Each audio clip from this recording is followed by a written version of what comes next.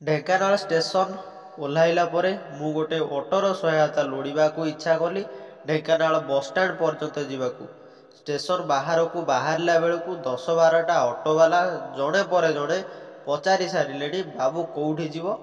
ମୁଁ ସେତେବେଳେ bus stop ଯିବି ବୋଲି କହିଲି। କେତେ ନେବ ବୋଲି ପଚାରିଦେଲି। ପଚାରୁ ପଚାରୁ ସମସ୍ତେ 50 ଟଙ୍କା ବୋଲି କହୁଥାନ୍ତି। ସଭା ଶେଷରେ ଜଣେ ଅଟୋବାଲା 30 ଟଙ୍କାରେ ରାଜି ହେବାରୁ ମୁଁ ସେଇ ଅଟୋରେ ପ୍ରଥମ ପାସେଞ୍ଜର ଭାବରେ ବସି ପଡ଼ିଲି। ତାପରେ ମୁଁ କହିଲି ଚାଲୁନା। ଆରେ ରୁହ, ପାସେଞ୍ଜର ଆସନ୍ତୁ। ଆଉ ହଁ, ମନେ ରଖ କାହାକୁ କହିବନି ମୁଁ ତୁମଠୁ 30 ଟଙ୍କା ନେଇଛି ବୋଲି। ମୁଁ କହିଲି ହଉ ଆଜ୍ଞା, କାହାକୁ କହିବିନି। ଏହି ସମୟରେ ଜଣେ ସୁନ୍ଦର ଯୁବତୀ ପିଠିରେ କଇଁଚ ଖୋଳପା ପରି ଉଚ୍ଚା ବ୍ୟାଗ୍ଟି ବୋହି ଆସି କହିଲା ଭାଇ, ବସ୍ଷ୍ଟପ୍ ପର୍ଯ୍ୟନ୍ତ ଯିବି, କେତେ ନେବ? ଅଟୋବାଲା ଭାଇ କହିଲା 50। ହେ 50 କ'ଣ ମ, 40 କର, ସେ ଝିଅ କହିଲା।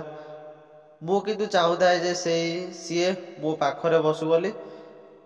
ପାସେଞ୍ଜର କେହି ନଥିବାରୁ ଅଟୋବାଲା ଭାଇ ରାଜି ହେଇଗଲା। ଆଉ ସେ ଝିଅଟି ତାର ବ୍ୟାଗକୁ ପଛପଟେ ଥୋଇ ଦେଇ ଆସି ମୋ ପାଖରେ ବସି ପଡ଼ିଲା। ମୁଁ ଖାଲି ସୁନ୍ଦର ତୃପ୍ତିର ମଜା ନେଉଥାଏ, କିନ୍ତୁ ସେ ବ୍ଲୁଟୁଥରେ ଗୀତ ଶୁଣୁଥାଏ। ସେତେବେଳେ ହାତରେ ହାତ ବାଜିଯାଇ ମୁଁ କୋମଳ ସ୍ପର୍ଶର ଅନୁଭବ ପାଉଥାଏ। ମୋତେ ଥରେ ତାର ନାଁ ପଚାରିବା ପାଇଁ ଇଚ୍ଛା ହେଉଥାଏ, କିନ୍ତୁ ମୁଁ ପଚାରି ପାରୁନଥାଏ। ଅଛି ନା ଝିଅ ତ, ସେଥିଲାଗି ସଙ୍କୋଚ। ଏହିପରି କେତେବେଳେ ଯେ ଅଟୋଟା ଯାଇ ବସଷ୍ଟାଣ୍ଡରେ ପହଞ୍ଚିଗଲା ଜଣାପଡ଼ିଲା ନାହିଁ। ଓ ଭାଇ, ଅଟୋବାଲାର ଡାକରେ ହୋସ୍କୁ ଆସିଲି। ମୁଁ ତାକୁ ଚୁପ୍ କରି 30 ଟଙ୍କା ଦେବାରୁ ସେ ଝିଅଟି ଦେଖି ବହୁତ ଯୁକ୍ତିତର୍କ କଲା। ଶେଷରେ ଅଟୋବାଲା 2 ଜଣଙ୍କଠାରୁ 50 ଟଙ୍କା ଲେଖାଏଁ ଆଦାୟ କଲା। ହେ, ଏଇଟା ବେକାରିଆ ଲୋକଟା ମ, ସେ ଝିଅଟି କହିଲା ଏବଂ ମୁଁ ତାର ହଁରେ ହଁ ମିଶେଇଲି।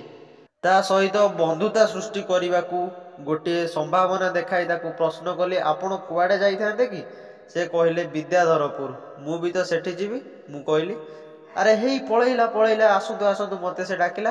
ଦୁହେଁ ଦୌଡ଼ି ଦୌଡ଼ି ଯାଇ ବସ୍ରେ ଚଢ଼ିଗଲୁ। ଗୋଟିଏ ସିଟ୍ ମାତ୍ର ଫାଙ୍କା ଥିଲା।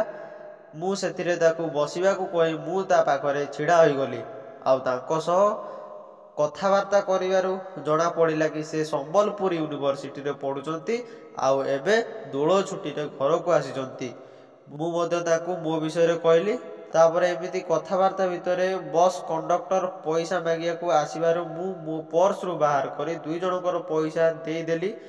ଆଉ ସେ ମୋତେ ମନା କଲା, ମୋ ପଇସା ତୁମେ କାହିଁ ଦେବ ବୋଲି କହିଲା। କିନ୍ତୁ ମୁଁ କହିଲି ଆରେ ନା ନା, ଏବେ ଦେଇଦେବି ଚଳିବ, ଆପଣ ମୋତେ ପରେ ଦେଇଦେବେ ପଇସାଟା। ମୁଁ ବନ୍ଧୁତା ସୃଷ୍ଟି କରିବା ଚକ୍କରରେ ତାପରେ ସିଏ ସିଟ୍ରୁ ଉଠି ମୋତେ ବସିବାକୁ କହିଲା। ମୁଁ ମନା କରିବା ସତ୍ତ୍ୱେ ମୋତେ ଜବରଦସ୍ତ ସିଟ୍ରେ ବସାଇଲା। ଆଉ ତା ବ୍ୟାଗରୁ ଗୋଟେ ଫ୍ରୁଟି କାଢ଼ି ପିଇବାକୁ ଦେଲା। କହିଲା ଟ୍ରେନରେ କିଣିଥିଲି 2ଟା ଫ୍ରୁଟି, ପିଇ ନଥିଲି।